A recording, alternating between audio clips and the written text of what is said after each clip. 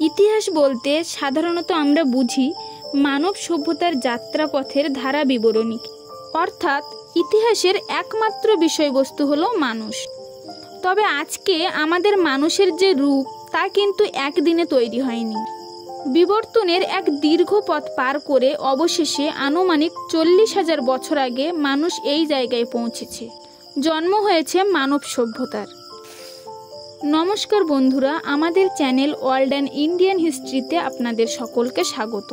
বন্ধুরা, আমি আজকে আমার এই ভিডিওতে আলোচনা করব মানব সভ্যতার দীর্ঘ বিবর্তনের মধ্য দিয়ে মানুষ কিভাবে আজকের এই আধুনিক মানুষ বা হোমো স্যাপিয়েন্স হয়ে উঠল তার ইতিহাস। তো বন্ধুরা, যদি চ্যানেলে নতুন হয়ে থাকেন তাহলে প্লিজ চ্যানেলটিকে সাবস্ক্রাইব করে আমাদের পাশে থাকবেন।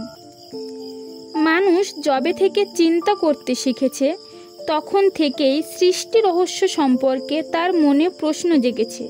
কবে এবং কিভাবে মানুষ ও জীবজগতের জন্ম হলো তা নিয়ে স্বাভাবিকভাবেই জন্ম নিয়েছে নানা ধর্মীয় আধ্যাত্মিক ব্যাখ্যা। কিন্তু পরবর্তীকালে চার্লস ডারউইন ধর্মীয় আধ্যাত্মিক ব্যাখ্যাগুলিকে খারিজ করে দিয়ে বলেন যে মানুষের জন্ম হয়েছে এক দীর্ঘ বিবর্তন প্রক্রিয়ার মধ্য দিয়ে। তার সুবিখ্যাত গ্রন্থ দ্য অরিজিন অফ স্পিসিসে তিনি দেখান যে কিভাবে এককোষী সরল প্রাণী থেকে মানুষের মতো জটিলতম প্রাণীতে উত্তরণ ঘটেছে। সৃষ্টি রহস্য নিয়ে এই বৈজ্ঞানিক গবেষণার ক্ষেত্রে অত্যন্ত গুরুত্বপূর্ণ উপাদান হলো জীবাশ্ম, কারণ এই জীবাশ্মগুলি থেকেই বিভিন্ন অবলুপ্ত জীবের নিদর্শন পাওয়া যায়। এই সমস্ত অবলুপ্ত জীবের অস্তিত্বগুলি থেকে জানা যায় সমগ্র প্রজাতির মধ্যে যারা এখনও বর্তমান তাদের মধ্যে বন মানুষ এবং বানর প্রজাতি মানুষের সঙ্গে সবচেয়ে নিকটতম পর্যায়ে পড়ে। বন মানুষ, বানর এবং মানুষ তাদের প্রত্যেকের কিছু একই চারিত্রিক বৈশিষ্ট্য আছে। সেই জন্য বিজ্ঞানীরা এদের একটি বড় বিভাগের মধ্যে ফেলেছে। এদের একসাথে বলা হয় প্রাইমেট। এই প্রাইমেটরা হলো মূলত স্তন্যপায়ী মেরুদণ্ডী প্রাণীর অংশ। স্তন্যপায়ী মেরুদণ্ডীরা তাদের অগ্রপথ ব্যাপকভাবে ব্যবহার করে। তারা তাদের অগ্রপথ আবর্তন করতে, ভাঁজ করতে এবং প্রসারিত করতে পারে। এছাড়াও বিবর্তনের সময় প্রাইমেটদের ত্রিমাত্রিক দৃষ্টি ছিল। এই ত্রিমাত্রিক দৃষ্টির অর্থ হলো তাদের চোখ এমনভাবে বসানো থাকতো যে তারা চারপাশ একসাথে দেখতে পেত। এই দৃষ্টির ফলে তাদের পক্ষে দূরত্ব হিসেব করতে সুবিধা হতো, যেটি একটি গাছ থেকে আরেকটি গাছে যাওয়ার সুবিধা ছিল। প্রাইমেটরা ধীরে ধীরে বিবর্তিত হতে শুরু করে 70 লক্ষ বছর আগে। সময়ের সাথে সাথে প্রাইমেট দুটি প্রজাতিতে ভাগ হয়ে যায়, প্রোজিমি এবং অ্যানথ্রোপডিয়া।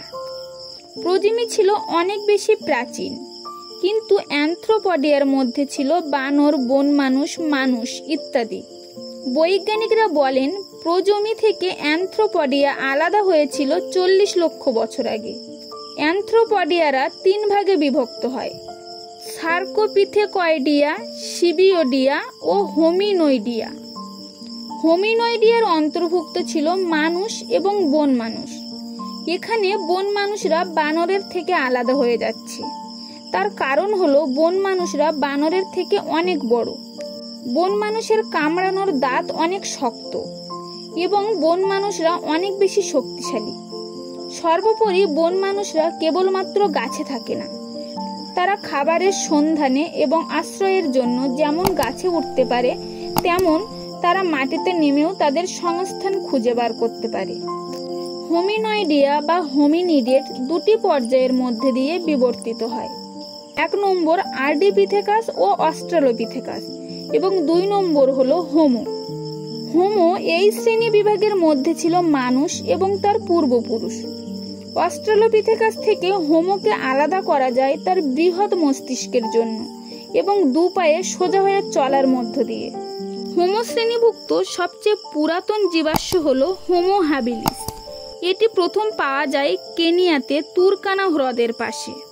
হোমো হ্যাবিলিসের প্রায় 20 লক্ষ বছর আগে অস্তিত্ব ছিল এবং তার মস্তিষ্কের আয়তন ছিল অস্ট্রালোপিথেকাসের থেকে অনেক বড়। হোমো হ্যাবিলিস ছিল প্রথম আয়ুধ বা হাতিয়ার প্রস্তুতকারী। হোমো হাবিলিস আসার পরপরই আরও একটি নতুন হোমো প্রজাতির উদ্ভব হয়, যাকে বলা হয় হোমো ইরেক্টাস। বৈজ্ঞানিকরা বলেন হোমো ইরেক্টাসের আবর্তন ঘটেছিল প্রায় 15 লক্ষ বছর আগে। হোমো ইরেক্টাস ছিল অনেকটা আধুনিক মানুষের মতো। এরা ছিল দ্বিপদগামী এবং একটি বড় মস্তিষ্ক এদের ছিল। তাছাড়াও এরা হাতের ব্যবহার করতে জানত। এদের মস্তিষ্কের আয়তন ছিল 1000 সিসি, যেটি ছিল বর্তমান আধুনিক মানুষের 70%। হোমো ইরেক্টাসের সময় থেকেই এই হোমো প্রজাতিরা আফ্রিকা থেকে বেরিয়ে আসতে শুরু করে এবং এশিয়া ও ইউরোপে চলে যায়। হোমো ইরেক্টাসের জীবাশ্ম পাওয়া গিয়েছিল ইন্দোনেশিয়া, ইউরোপ এবং চীন দেশে।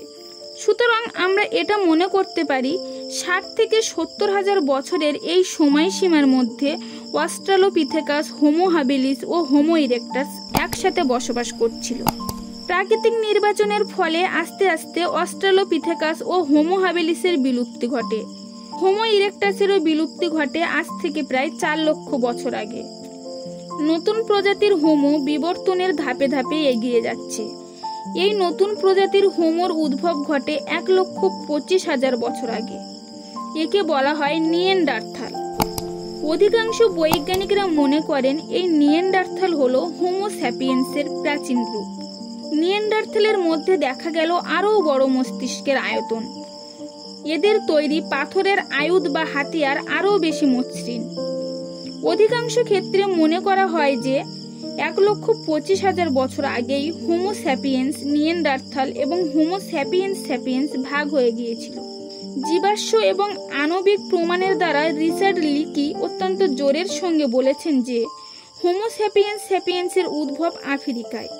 একটি বিষয় সকলেই একমত যে হোমো স্যাপিয়েন্স স্যাপিয়েন্স উদ্ভবের সাথে মস্তিষ্কের আয়তন হয় 1350 কিউবি এবং এর উপর ভিত্তি করে বলা হয়েছে যে একটি বৃহৎ মস্তিষ্ক তার সাথে 2টি সচল হাত একটি বৈপ্লবিক পরিবর্তন এনে দিয়েছিল।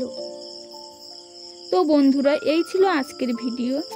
আদিম মানুষ থেকে বিবর্তনের মধ্য দিয়ে কিভাবে মানুষ আজকের এই আধুনিক মানুষে পরিণত হলো তা নিয়ে আজকে আলোচনা করা হলো।